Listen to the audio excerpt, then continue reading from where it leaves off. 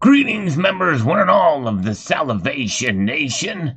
The Silver Pharaoh, when silver was more rare than gold. Let's explore.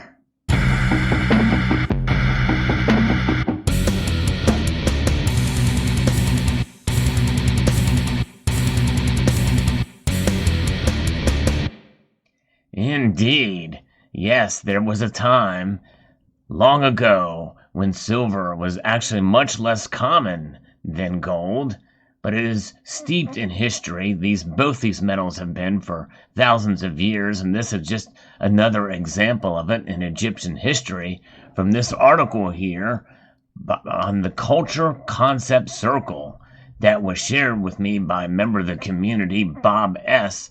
Fascinating story indeed, as we explore the rich history of both precious metals, but in particular silver, and how that weighed upon the silver pharaoh Psusennes I, and how important these metals play in the role of the afterlife. The tomb of the pharaoh Psusennes I, ruler of the 21st dynasty, he who reigned from 1036 to 989 BC, is surely one of the most underrated discoveries in the scheme of things in Egypt. The king and pharaohs of ancient Egypt surrounded themselves with treasures, mostly fashioned from gold. And this was not so much out of motives of greed, but because they believed that the proximity of gold would ensure that the pharaoh would receive the gift of eternal life. And then we can see from their ancient writings that it is the life in quest of life, in bodies that fear the grave. There are no graves here. These mountains and plains are a cradle and a stepping stone. And it is fascinating to see where that is. Of course, we know the eternal gift of life just comes from, the believing in God. And actually at the time, Jesus wasn't there, at least on the earth. But nonetheless, a fascinating and interesting concept and tradition and religious view that they held for the kings and the pharaohs of the days. Like the sun, which reappeared each morning after having sunk into the underworld the evening before, gold gave man the power to return to life. Psusennes I was a chief priest of the sun god Amun at Tanis, and traced his family lineage back to the great pharaoh Ramses I. Psusennes' name means the star appearing in the city. His highly refined, very sophisticated gold death mask was to be his face in the world to come. My heart is the heart of the sun. The heart of the sun is my heart. And here we can see an image of a gold piece here. Gold became the perfect motive for tomb robbers to desecrate the sacred graves of their pharaohs. One inscription found tells us the noble mummy of the king was entirely laid over with gold, and we found the queen likewise. We collected together all that we found on her also, and divided it into 8 shares. Many outstanding works of the goldsmith's art crafted during the pharaonic period in Egypt are now in museums around the world. These surviving jewels bear witness not only to a very refined and lavish art, but also the preoccupation and belief in the importance of entering the realm of the afterlife in style. Really was a part of their religion for sure, for the ancient Egyptian gold was prized for its intrinsic worth and redolent of many virtues, mythical, religious, and symbolic. It resisted rust and decay, and beautiful golden objects unearthed around the world for centuries have remained virtuously unscathed by the passage of time. The ancient Egyptian desired gold as a symbol of survival and eternity, and their myths described the gods as possessing silver bones, golden flesh, and lapis lazuli beards. Silver in ancient Egypt was symbolic of the moon. However, silver was far less common, and so that's why finding that the royal burial chamber of Psusennes I contained a silver sarcophagus was so startling, although the timing for finding it couldn't have been worse. And there you see it. Wow. Fascinating indeed to see a silver sarcophagus. The tomb of Psusennes and his wife Mutamagenet was found by French Egyptologist Pierre Montet, who lived from 1885 to 1996, who conducted major excavations of the relics of the New Kingdom from the period of 1567 to 525 BC in the ancient capital of Tanis in the Nile Delta. Tanis was the site of numerous archaeological digs beginning in the 19th century, involving renowned Egyptologist Flinders Petrie and Auguste Mariette.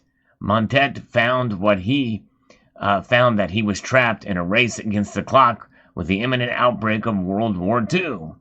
So what should have been well-planned and carefully considered archaeological excavation turned into a hurried salvage operation.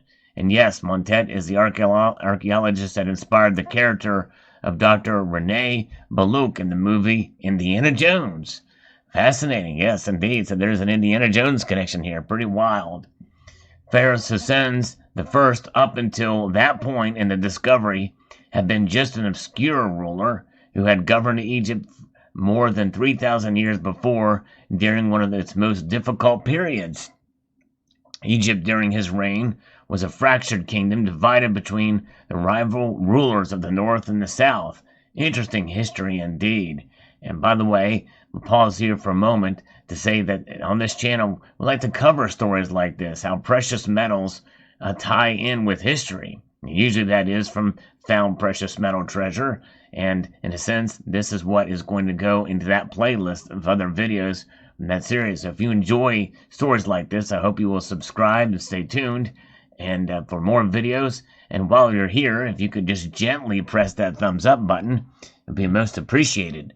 The high priest seized power, seeking to command the southern region from Thebes, while the deposed pharaohs were exiled north to Tanis. From Tanis, Psusennes ruled for an impressive 46 years. A later study of Psusennes' skeleton revealed a hard-working man who suffered from debilitating rheumatic disease, but nevertheless lived well into his 80s, which is, wow, pretty unheard of for back in the day. And 46 years he ruled. Any study of the gold work of the pharaohs must explore beyond its use in the jewelry of the living and the brilliant frivolities of ornamental art to investigate its fundamental cultural role. It was the object of a cult which stemmed from its religious significance. Its use by the dead was a privilege reserved for the high-born, serving also as an emblem to their power.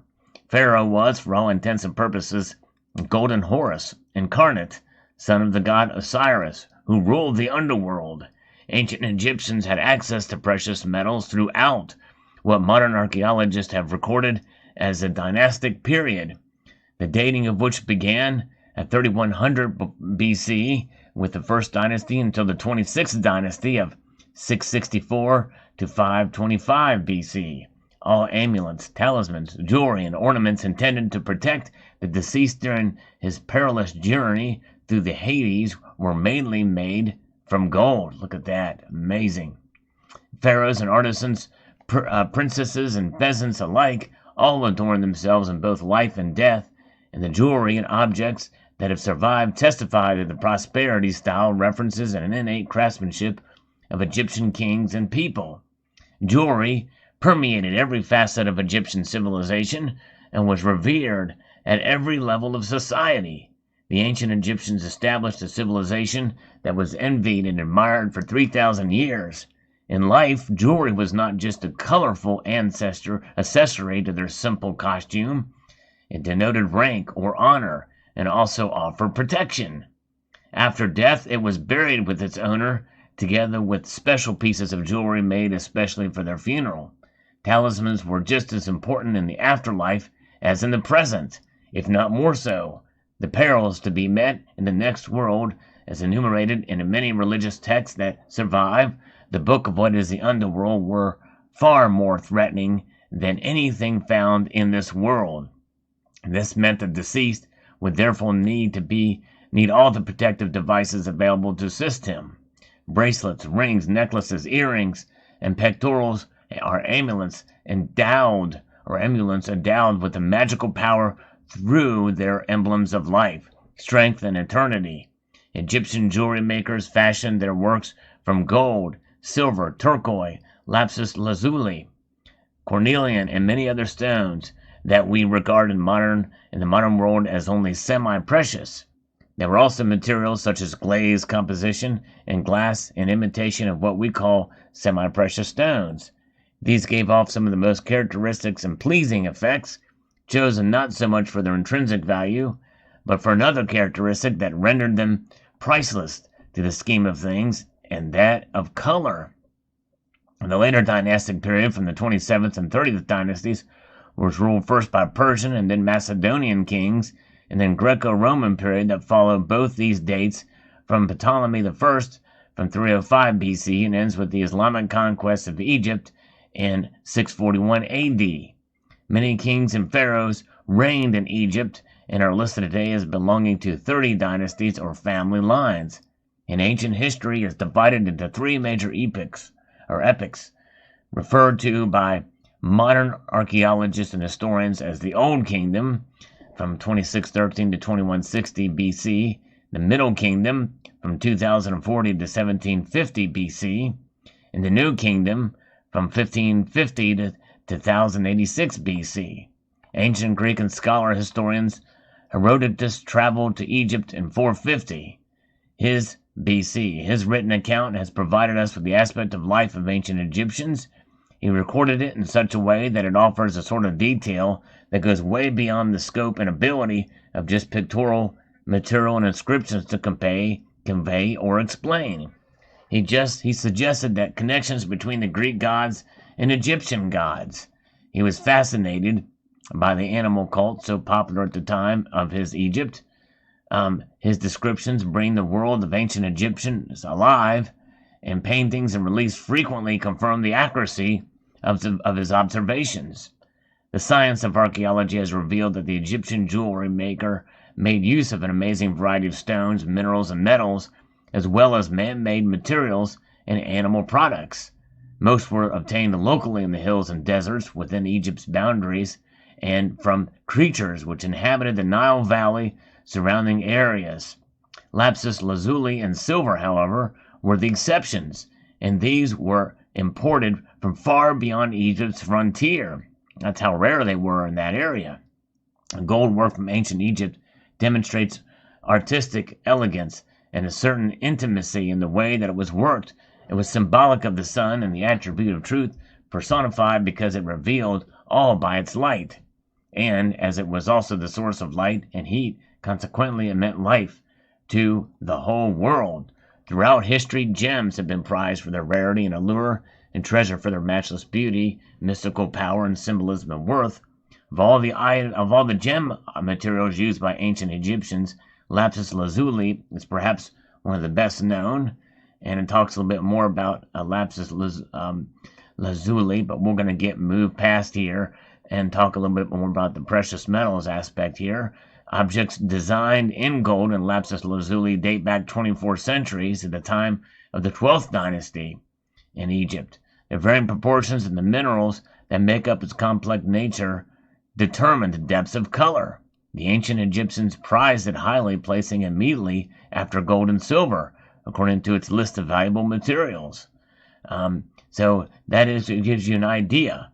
And exactly as far as what happened here with Psusennes here, and this particular piece that belonged to him, he had two magnificent necklaces made of a double row of graduated lapis lazuli ball beads and 4 gold spears. So he had a lot of value there for sure. And then in 1922, King Tut discovery created an international sensation. The opening of the tomb in Tanis made barely a ripple in the world focus on the impending war. After Montent made his discovery, he raced to get his family back to Europe before the outbreak of war, and the treasures he found, including Psusennes' golden burial mask, were transported to Cairo for safekeeping. There, the silver pharaoh's treasures remained vaulted and unstudied for decades. Psusennes' tomb revealed the superb solid silver mummiform container decorated with chasing and added gold embellishment. Look at that. Absolutely amazing. It was 6 years later that the architectural drawing revealed the presence of a secret room that contained the intact burial of the king's contemporary general, Wandabajampunjed, but sadly much of the jewelry recovered was stolen in 1943. The stunning jewelry found in Psusennes' tomb displayed skilled workmanship of the highest order. Psusennes I traded gold and silver, fine linen, papyrus scrolls, and manufactured goods for timber from Mount Lebanon. He sought to emphasize the continuity between his reign and that of his predecessors, and the tomb harbored many objects from earlier periods, which were being once again put to good use, and perhaps he could be considered one of the earlier examples of a connoisseur and collector. In Egypt, the great workshops attached to the temples and palaces were of fine quality. Jewelry was produced under the control of high officials. Egyptian gold contains a proportion of the silver naturally, which is quite often high, up to 20%. Nearly all ancient gold contains silver to a greater and lesser degree. So that is fascinating. There was that, in a sense, perhaps a form of electrum. That's what an amazing assay there. They called it nebhedji, which means white gold. At one point in Egyptian history, it was listed before gold in the list of precious metals as it was imported. The workers were called neshdi. The closest, perhaps, translation means jewelry maker, although the word itself actually means something more like worker in semi-precious stones. It's interesting to note that only some 30 men have been identified as bearing this tile in over a period of 1,500 years, and that no new tomb of a Neshbi has ever been discovered. Look at that. Amazing. Psusennes I identified himself as the sun god Ra in order to attain divine immortality. According to one legend, Ra the sun god was born as a child every morning and died at night as an old man. In Egyptian symbolism, Ra is represented with the head of a falcon surmounted by a solar disk surrounded with the Uraeus, or sacred flame-spitting cobra who offered protection to Pharaoh, and is featured on the crown of Egypt, rearing up over the forehead. Making superb objects for the Pharaoh was an act of love for many craftsmen, particularly if Pharaoh had gained their respect. The motif used in ancient Egypt that is associated with a pectoral or talisman worn to protect the chest, breast, and thorax. The scarab was also directly associated with the birth of the sun.